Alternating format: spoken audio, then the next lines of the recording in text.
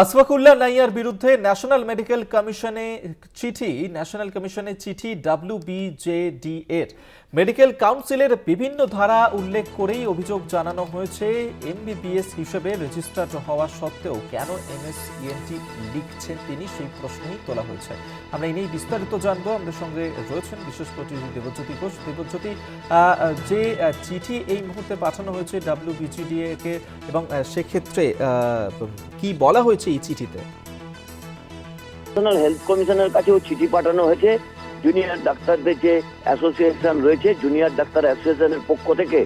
কারণ এই আশফাকুল্লাহ নাইয়া ছিলেন আরজিকর আন্দোলনের মূল নেতা এবং তিনি একসময় যে জাতীয়তাবাদী দলের সঙ্গে ছিলেন। বেশ কয়েকদিন পরেই তিনি কিন্তু, অর্থাৎ আন্দোলনের বেশ কিছুদিন আগেই তিনি একটি বামপন্থী রাজনৈতিক দলের সক্রিয় সদস্য হয়ে যান একটি ডাক্তারি সংগঠনের। তারপরে তিনি বেশ কিছু কাজকর্ম করেছেন, তা নিয়ে প্রশ্ন উঠেছে। তিনি দীর্ঘদিন ধরে 2022 সাল থেকে সিঙ্গুরের বেশ কিছু জায়গাতে, বিশেষ করে দুটো ক্লিনিকে তিনি রুগী দেখতেন এবং তা নিয়েই কিন্তু আজকে তারা এই জুনিয়র ডাক্তার অ্যাসোসিয়েশনের পক্ষ থেকে রাজ্যের মুখ্য সচিবকে গত কয়েকদিন আগে তারা চিঠি লিখেছিলেন, রাজ্যের স্বাস্থ্য সচিবকে চিঠি লিখেছিলেন এবং সেখানে পিনাল কোডের যেসব ধারা রয়েছে সেই ধারাগুলোকে উল্লেখ করে চিঠি লেখা হয়েছে এবং তারপরে দেখার যে তার বিরুদ্ধে কোনো ব্যবস্থা নেওয়া হয় কিনা। তবে যেটুকু সূত্র মারফত জানা যাচ্ছে যে ইতিমধ্যে স্বাস্থ্য দপ্তরের পক্ষ থেকে পুরো বিষয়টি তাদের দৃষ্টিগোচরে এসেছে এবং তারা উপযুক্ত ব্যবস্থা নেবেন বলে জানিয়েছেন।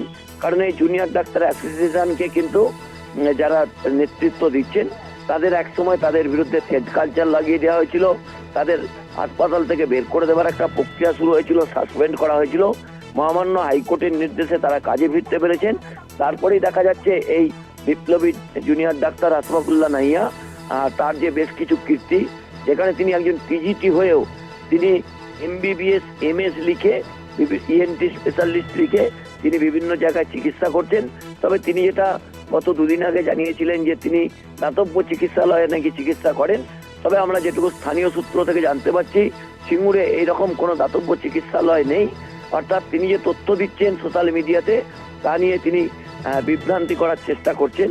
সেই মতোই কিন্তু বিভিন্ন জায়গাতে জুনিয়র ডাক্তার অ্যাসোসিয়েশনের পক্ষ থেকে তার বিরুদ্ধে জোরপূর্বক তারা আইনি লড়াইয়ের পথে যেতে চাইছেন। ধন্যবাদ তোমায়। বিশেষ প্রতিনিধি দেবজ্যোতি ঘোষ টেলিফোনে ছিলেন।